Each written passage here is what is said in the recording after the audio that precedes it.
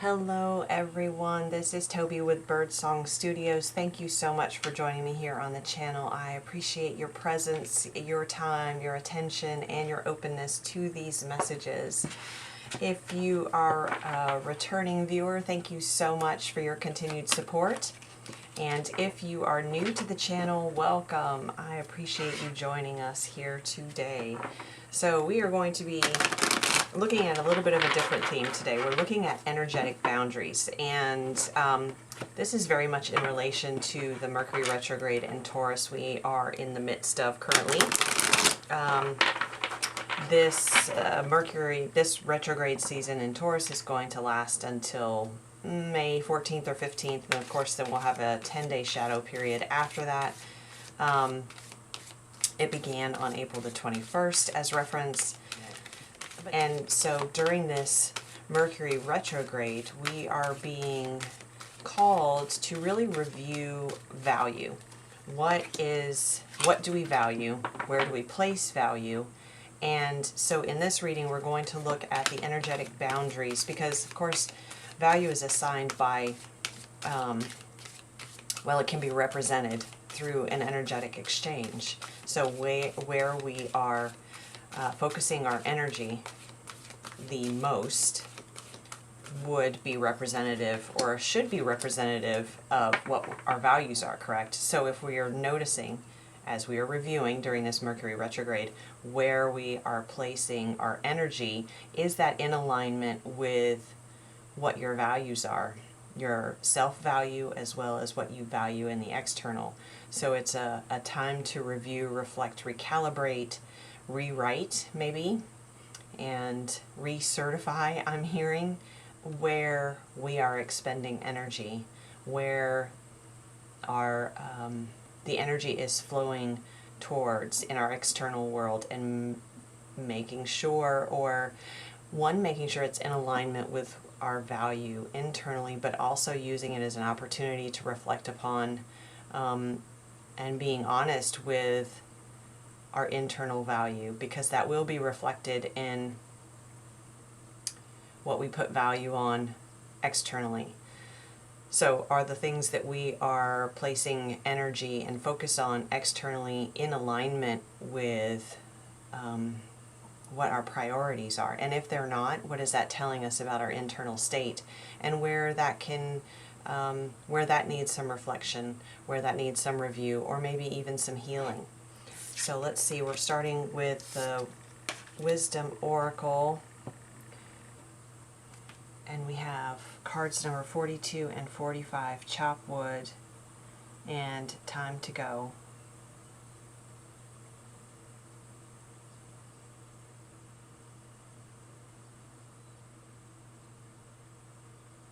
So what are the things that we're doing in our daily life that have come a bit of a routine? Because there can be complacency in routine, there can be a bit of mindlessness in routine, or we can use those routines as a way to foster mindfulness and be present in the moment. And again, where we are expending our energy and directing our focus is going to tell us what we are valuing. So is that in alignment with who you are, who you want to be, what you want your life to be going forward? So what are those routines that you find yourself in the midst of on a day-to-day basis? And are they places where you can be present and be more mindful, or are they places, and are they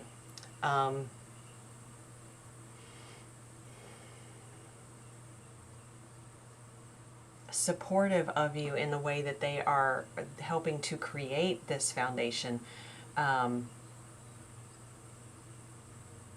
or are they distractions? Are they modes of avoidance?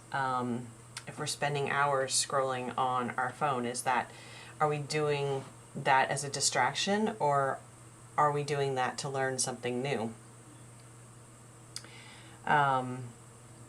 Certainly it can be both, but I would say that probably for most of us, when we find ourselves in that state, that it is a distraction. And so what do we need to review about that? What do we need to review about ourselves? What is it that wants to be heard that we are creating noise so that we cannot listen to the message? There's great beauty and simplicity, and see this light shining down upon the broom, and look at the ribbon that's on it. So finding the joy and beauty in these simple tasks. And if there is no joy or beauty to be found there, is that something that we don't need to be doing then? And time to go. And I feel it's this indication of it's time to move to the next level. It's time to leave. See how she's about to enter this doorway, this portal, and she's climbing up these stairs. It's time to move to the next level. It's time to leave these things behind that are not supportive of us, that are not conducive to our growth, that are in fact holding us back, anchoring us, weighing us down. But in that, there's also this reminder that even the most simplest of tasks can be a moment of presence and mindfulness and even meditation. And so there is the need to be really honest in your perspective and how you're viewing these tasks as you're reviewing the things that you do on a daily basis. But there's a need for great honesty in really what is our motivation for doing these tasks. Are there things during our day that are assisting in building this staircase, leading us to this doorway, to this the life that we're wanting to create, that we are creating? Not that we're wanting to, but that we are creating by being in the energy of these tasks, these activities, actions, communications on a daily basis. Are they helping to lead us towards that, or are they roadblocks along the way? And so there's a need to be very honest, because it is time to go. We are, as we've talked about here, and as the messages have come through quite a bit, we are creating new earth. And see, there we have death and rebirth there on the split. And the Two of Wands. What are you choosing to do?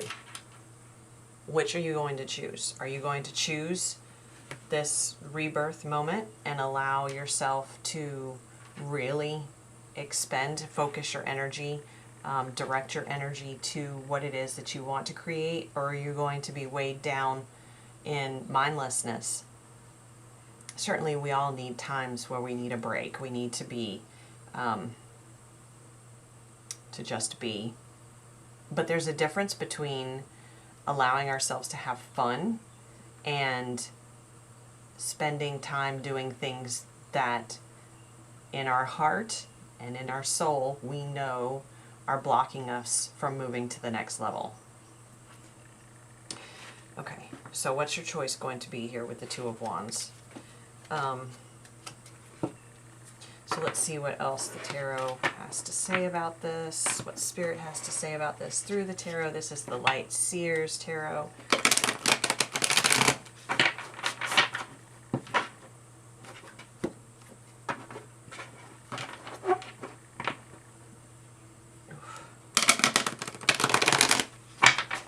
So what are you guys experiencing already with this Mercury retrograde? Where is this coming up for you? Is it coming up?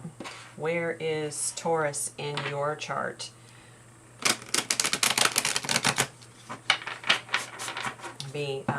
I invite you to take a look at your natal chart and see in which house Taurus falls for you.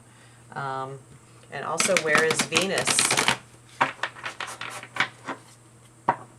And so, okay. What do we have here, Spirit, around energetic boundaries at this time, please?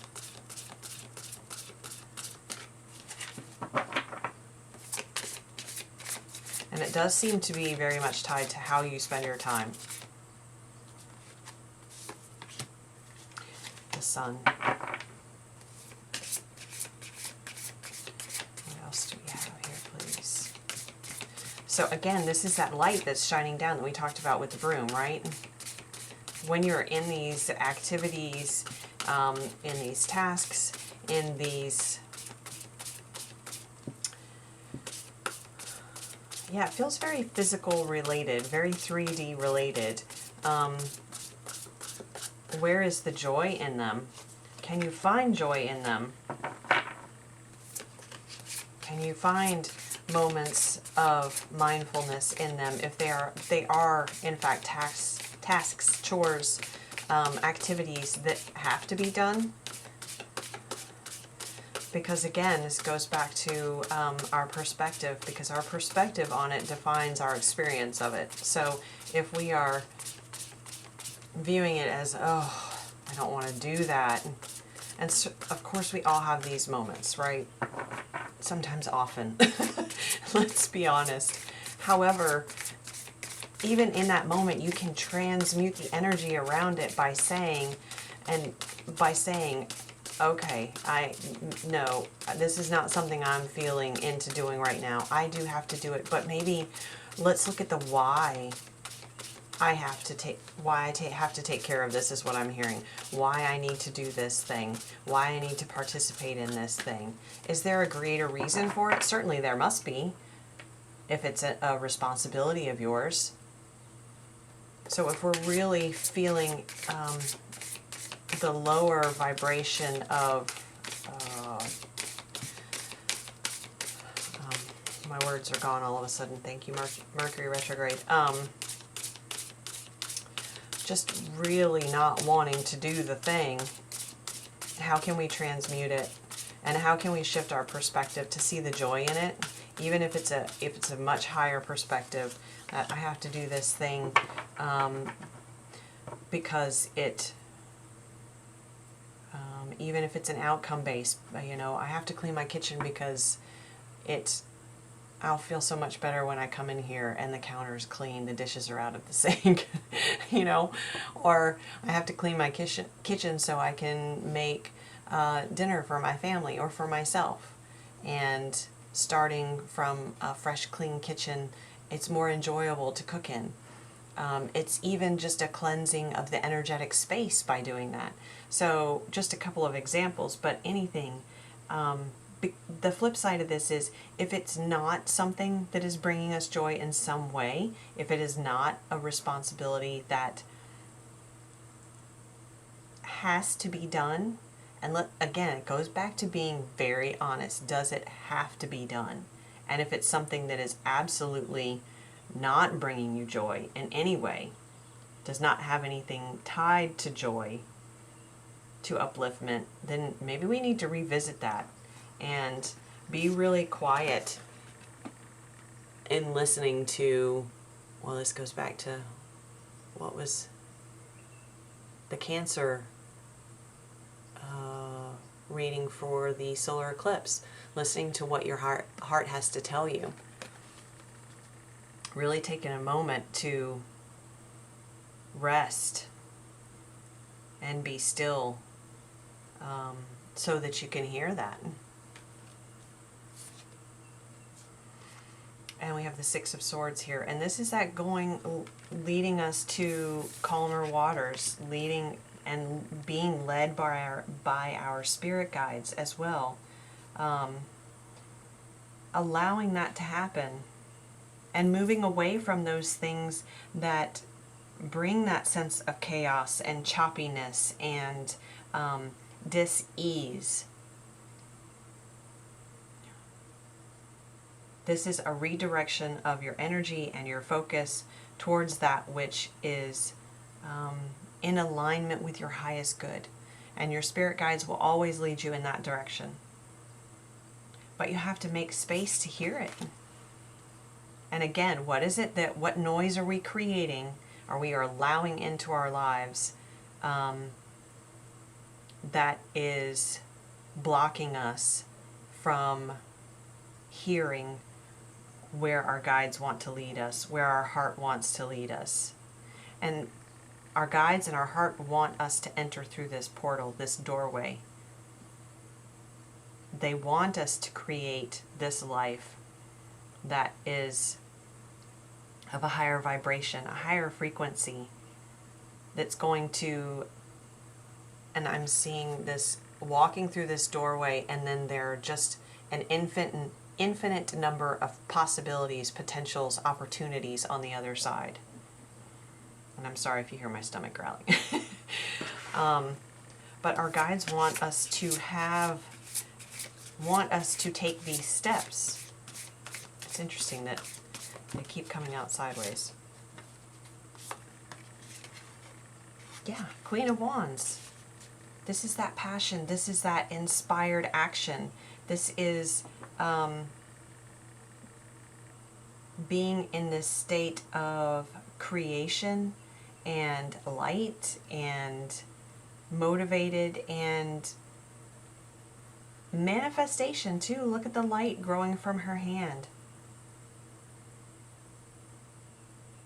So again, we're going back to energetic boundaries. And energetic boundaries are as much or more about where you are placing your energy. Actually, it is totally about where you are placing your energy. Let me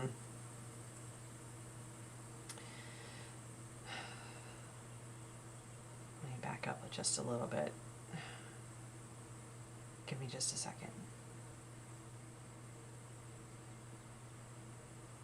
It's the polarity of it, okay?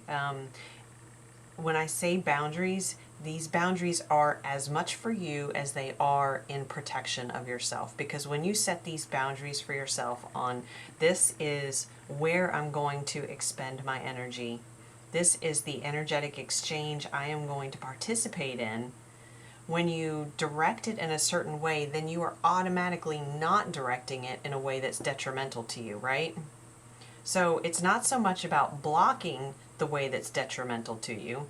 It's about focusing and directing your energy in an area that is uplifting, supportive of you on this new path. And this is what the Queen of Wands does. She works with confidence. She has her familiar there with the black cat. She knows and is aware of the signs from spirit in whatever form they take.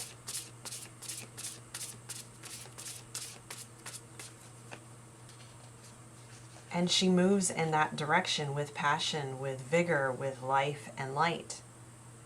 And I love that we have the light here, kind of bookending so far.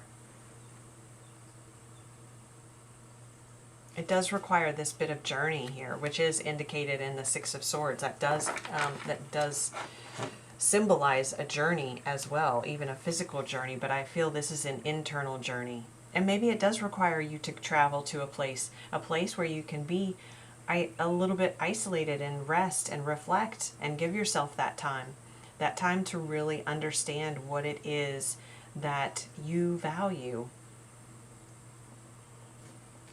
so that you can embody this Queen of Swords. And I'm sorry, I said Queen of Swords, it's Queen of Wands. And then we have the Knight of Swords. Because you're moving to this, again, you're guided by spirit with the crow here. You're moving towards this. I feel this is, again, moving towards this new life that you have been working on. This can be from a collective perspective. It can be New Earth, but as we're talking on a more individual level right now. And of course, those two are, again, intertwined. Anything we do as individuals will ripple out and have energetic impact on the collective. So the more of us that are going through this process and really drilling down into value and energetic exchanges, where are we placing that? Are we placing that in areas and arenas that are reflective of our of what we truly do value. Not what someone else values, not what we think we should value, not in the accumulation of things just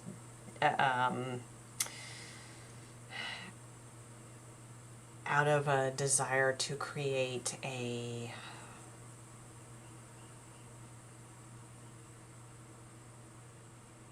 portrayal in the physical world. But are we really embodying and living that energy that is attempting to be portrayed? Does that make sense? Moving towards that swiftly. I feel like this, here's your progression here, because when you are in this Queen of Wands energy with this confidence, then move towards these ideas, these areas, these things with, and I get the sense that it's more of a sensation of lightness that you will feel able to move towards the things that then kind of leap you forward into the next area, and then the next area when you have these boundaries in place.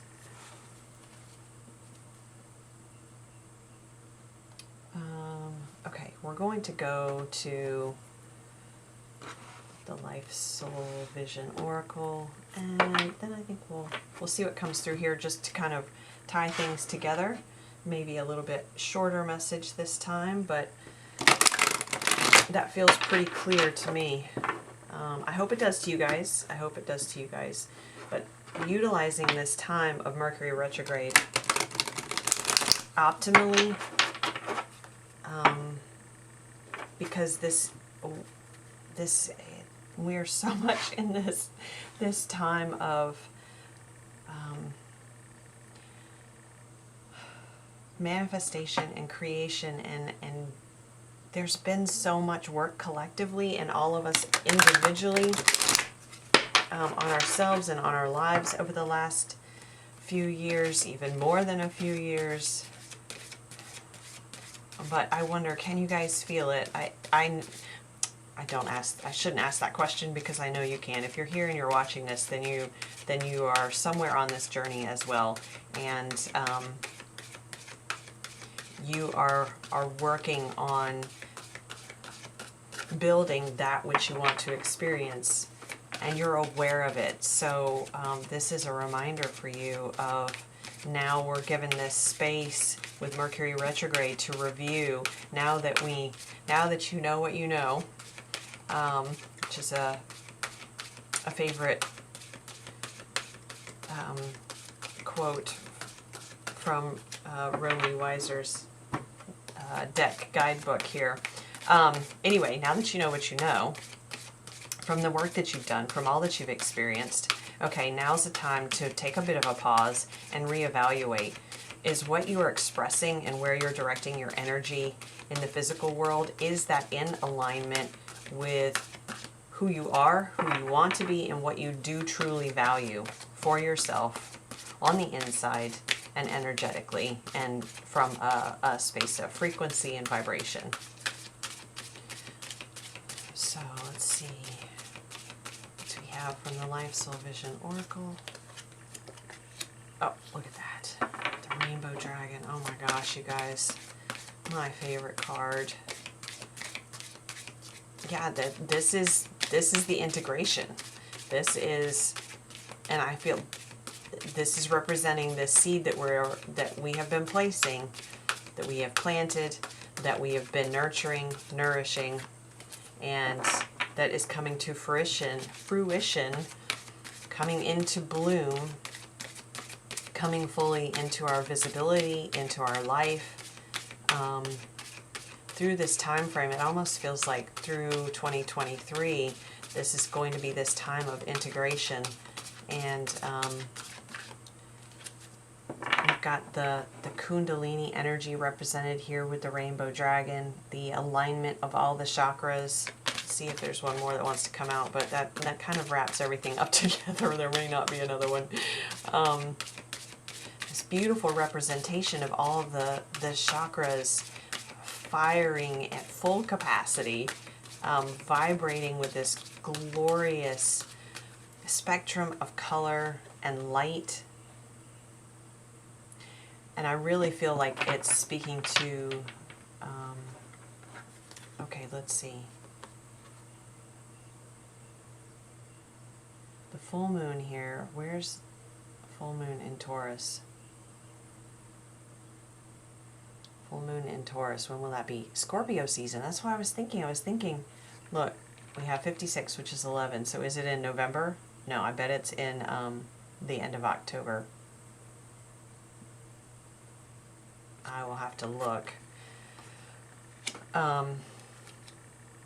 So there's something about this time frame, and I've been feeling it through the last month or so, especially that October is going to be kind of a,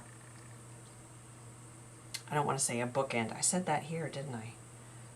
A bit of a bookend period for this portal that we are in during this year, where we are bringing all of these learnings and wisdom and all the work that we've done, all the healing we've done is coming together in this beautiful, represented in this beautiful rainbow dragon, all the colors, and the white rose representing the divine feminine.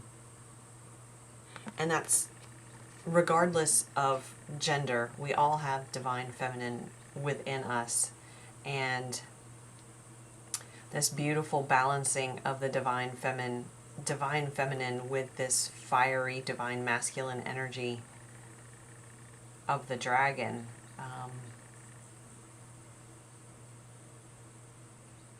So really taking the time that's being offered here with this bit of a pause with Mercury retrograde to reflect on these energetic boundaries, because these are going to be very important as we move through this time period to October, November, and the full moon in Taurus.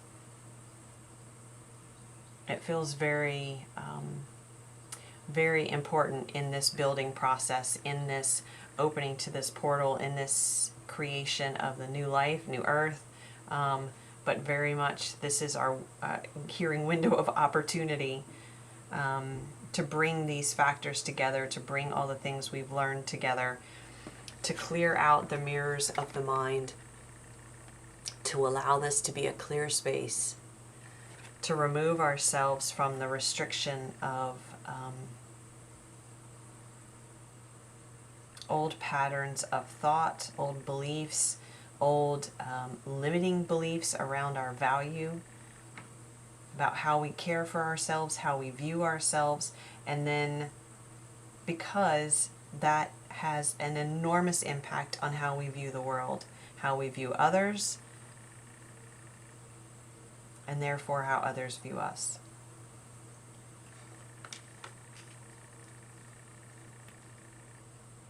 This is a big releasing process.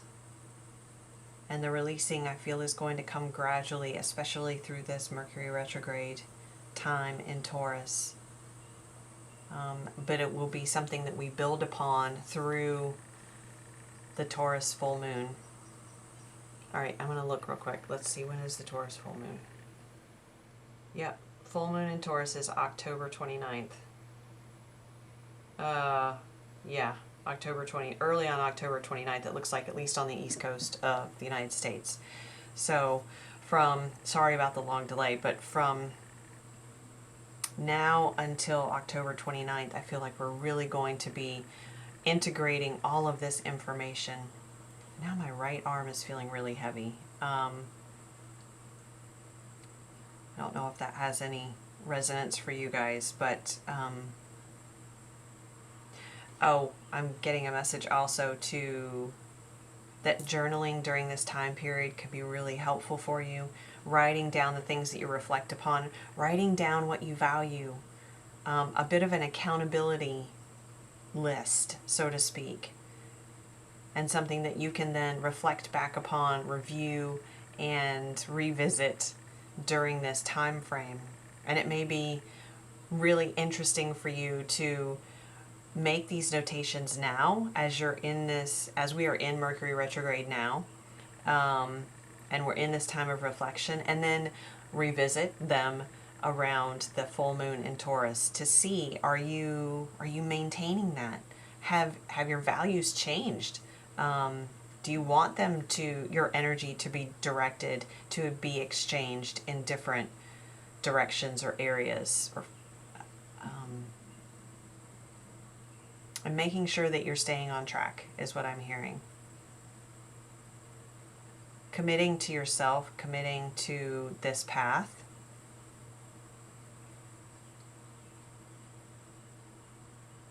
And making sure you're staying on track.